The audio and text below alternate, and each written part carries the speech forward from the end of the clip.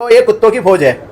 ठीक है, बाबा साहब उस समय भी हाथी के धार से चलते थे। बाबा साहब की विचारधारा, बाबा साहब का संविधान आज भी हाथी के धार से चल रहा। उस समय भी हजारों कुत्ते भौंकते थे, आज भी हजारों कुत्ते भौंक रहे। कांग्रेस ने गांधी के इशारे पे माफीनामा दिया कि अंबेडकर से माफी मांग लो जाके, नहीं तो अगर एक पुराण वेद ये निकालने लगे तो सब के सब जलाने पड़ेंगे। शंकराचार्य का बयान सुन रहा था,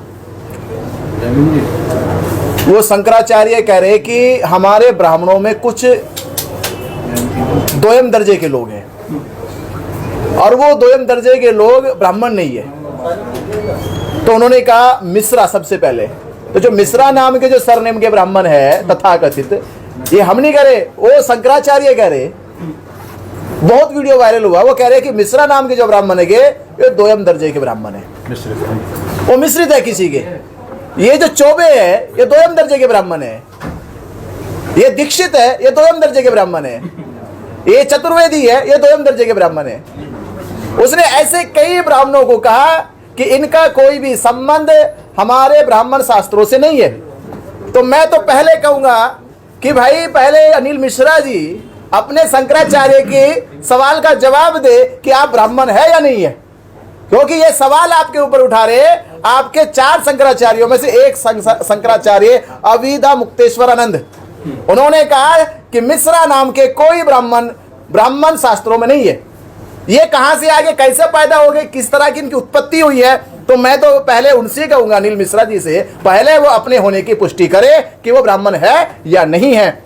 और रही बाबा साहब अम्बेडकर जी के, तो एक बड़ा गांव का देहाती आदमी, तो वो आसमान की ओर देख रहा था। वो देख रहा कि भाई आसमान में अल्लाह है, ईश्वर है, भगवान है। तो कहने लगा इन तीनों में कौन बड़ा है। तो उसने कहा यार इसका जवाब तो पंडित देगा कोई। तो पंडित के पास चला गया, पंडित से कहा कि ये बताओ ये आसमान में अल्लाह है, ईश्वर है और ये परमेश्वर है, इनमें कौन बड़ा है। अब पंडित था तो उसको तो जवाब देना था कि ईश्वर बड़ा है। उसने कहा ईश्वर बड़ा है। तो उसने कहा अगर ईश्वर बड़ा है तो मंदिर में क्यों पड़ा है फिर वो। तो उसने कहा तो मंदिर बड़ा है। उसने कहा मंदिर बड़ा है तो धरती पे क्यों पड़ा है फिर वो। उसने कहा तो धरती बड़ी है। तो वो हिंदुओं के साथ बैठता होगा। उसने कहा कि मैंने सुना है धरती अगर बड़ी है तो शेषनाग पे क्यों टिकी है। उसने कहा शेषनाग बड़ा है। बोले शेषनाग बड़ा है तो फिर शिव के गले में क्यों पड़ा है। बोले शिव बड़ा है तो पर्वत पे क्यों पड़ा है फिर वो। बोला पर्वत बड़ा है तो हनुमान लेके क्यों उड़ा है उसे। बोले हनुमान बड़ा है तो राम के चरणों में क्यों पड़ा है। बोले राम बड़ा है तो सीता के पीछे क्यों पड़ा है। बोला सीता बड़ी है तो रावण लेके क्यों उड़ा है उसे। अब जब पंडित से कोई जवाब नहीं दिया गया, उसने कहा बाप तू ही बता दे कौन बड़ा है। उसने कहा कान खोल के सुन ले पंडित, इस देश में जो संविधान लेके खड़ा है वो सबसे बड़ा है। समझ गए बात। तो इस देश के चाहे हिंदू हो, मुस्लिम हो, सिख हो, ईसाई हो, कोई भी धर्म का बनने वाला हो या किसी के धर्म का कितना भी बड़ा धर्म स्थल हो, वो सबका कानून बाबा साहब अम्बेडकर जी ने अपनी कलम से लिखा है। ये ताकत है बाबा साहब अम्बेडकर जी की। 75 साल पहले ये लागू किया गया था संविधान हमारे देश में। ये अब कह रहे हैं कि बाबा साहब नहीं लिखे हैं। ये 75 साल से कहाँ सोए हुए थे जो उनको अब याद आया कि संविधान को बाबा साहब नहीं भीमराव लिखे हैं। अरे तो ऐसे बेवकूफ लोगों को, मूर्ख लोगों को मैं अभी सुन रहा था कि धीरेन्द्र शास्त्री नाम का अपने एक महाराज का बयान दे रहे। करपत्री महाराज को 1966 में उनका मर्डर हो गया। करपत्री महाराज का पूरा इतिहास पढ़ो कि करपत्री महाराज ने लखनऊ में एक बहुत बड़ा मोर्चा खोला, दिल्ली में एक बहुत बड़ा मोर्चा खोला, महाराष्ट्र में जाके मोर्चा खोला और उसने कहा कि अंबेडकर अपनी कलम से हमारे शास्त्रों को खत्म करने का कानून लिख रहे। ये गवाही वही दे रहा है। क्यों पढ़े करपत्री महाराज ने देश में आंदोलन किसके खिलाफ चलाया। बाबा साहब अम्बेडकर के खिलाफ चलाया कि देश का एक अछूत, एक वो शेड्यूल कास्ट का जो विदेशों में पढ़ के देश का सबसे विद्वान व्यक्ति बन गया, आज उसकी कलम से देश का संविधान लिखा जा रहा। उस समय करपत्री महाराज को स्वीकार रहता कि एक अछूत आदमी हमारा कानून लिखे देश का। तो ये सबूत मैं नहीं दे रहा, वो अपने संतों से जाके पूछे। वो पूरी सड़कों पे सोता रहा, सड़कों पे आंदोलन चलाता रहा और क्या हुआ। दूसरी बात, हिंदू कोर्ट बिल के समय तो उसने आमरण अनशन पे बैठ कर जाके बोला ये तो बाबा साहब अम्बेडकर हमारे कानूनों को पूरा ही बदल देंगे। तो जानते हो बाबा साहब के पास चिट्ठी गई खून की कि बाबा साहब आपकी हत्या हो जाएगी, आपको मार दिया जाएगा।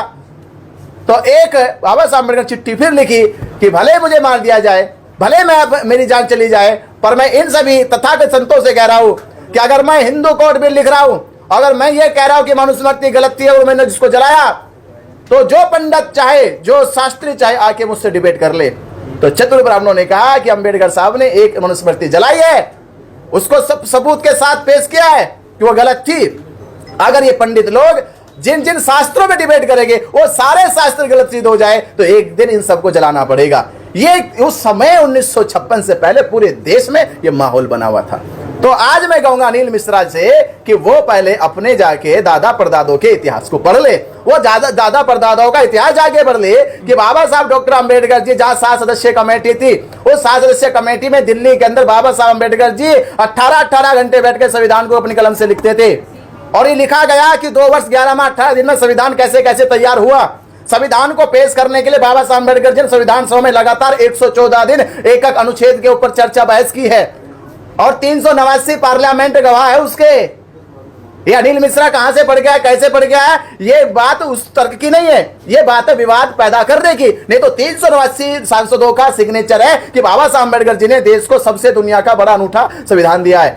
तो ये जवाब तो मैं कहूंगा वो अपने संतोष ले ले। और खास तौर पे मेरा उसको संदेश है कि पहले वो शंकराचार्य के सवाल का जवाब दे कि मिश्रा नाम के ब्राह्मण है या नहीं है। बाबा साहब को पूरे देश में दुनिया में जाना जाता है, तो इनको हवा पानी कौन दे रहा है इस अनिल मिश्रा को? तो भैया देखो, एक कहावत है, काम में हाथी चले एक, कुत्ते भोगे अनेक। तो ये कुत्तों की फौज है, ठीक है। बाबा साहब उस समय भी हाथी के धार से चलते थे। बाबा साहब की विचारधारा, बाबा साहब का संविधान आज भी हाथी के धार से चल रहा। उस समय भी हजारों कुत्ते भौंकते थे, आज भी हजारों कुत्ते भौंक रहे। इनके भौंकने से कुछ होने वाला नहीं, हाथी अपनी चाल से मस्त चाल चलता जाएगा। अस्तित्व खत्म करेंगे बाबा साहब का ये मिश्रा जी। अरे भैया मैं कह तो रहा हूं, करपत्री भी निकला था अस्तित्व खत्म करने के लिए उस समय जब बाबा साहब अकेले थे। अरे आज तो बाबा साहब के लाखों करोड़ों बच्चे हैं, आज खत्म करोगे? अरे आपसे तब बाबा साहब का बाल बांका नहीं हुआ जब बाबा साहब अकेले इस देश में लड़ाई लड़ रहे थे। तब भी तुम संत लोग, पंडित लोग, पाखंडी लोग मोर्चे निकाल लेते, कुछ नहीं हुआ। बल्कि अंग्रेजों ने कहा था कि अंबेडकर एक ऐसे इकलौते हैं, अगर ये अपनी पे आ गए तो देश के अंदर से जितने भी मनोवादी शास्त्र है, जितने भी साहित्य, ये सब ध्वस्त हो जाएंगे, खत्म हो जाएंगे। इसलिए जाओ माफी मांगो। और माफीनामा दिया है। आपको बताओ, कांग्रेस ने गांधी के इशारे पे माफीनामा दिया कि अंबेडकर से माफी मांग लो जाके। नहीं तो अगर एक पुराण वेद ये निकालने लगे तो सब के सब जलाने पड़ेंगे, इनमें कुछ नहीं है। तो ये तो बाबा साहब अंबेडकर जी का उस समय नहीं कुछ बिगाड़ पाए। आज तो बाबा साहब के लाखों बच्चे हैं, आज कैसे अस्तित्व खत्म हो जाएगा? ये बच्चे वाली बातें करना उसको अच्छे लग रही होगी सुनने में, पर उसका अब कुछ होने वाला नहीं है। कैलाक्षण खत्म करेंगे, कैटुष्टि खत्म करेंगे, तो प्रतिमा भी नहीं लगने देंगे बाबा साहब। उन्होंने बहिष्कार किया है जाटो जाति का भिंड में। भाई उनका हैसियत क्या है? हम तो उनसे पहले छोड़ चुके भाई, हमने तो पहले बहिष्कार कर दिया। इसको आज आंखें खुल रही है। हमने तो पहले बहिष्कार कर दिया कि पंडित पुरोहितों को घर पे नहीं बुलाना, उनको किसी भी अपने धार्मिक अनुष्ठानों में नहीं बुलाना, घर के बाहर रखो। और भिक्षा भी मांगे पकड़ाना ही मत, फेंक के देना ऐसे, जैसे हमारा तिरस्कार हो वैसे तिरस्कार करो। तो ये आज अगर हमने तो वर्षों पहले बहिष्कार कर दिया।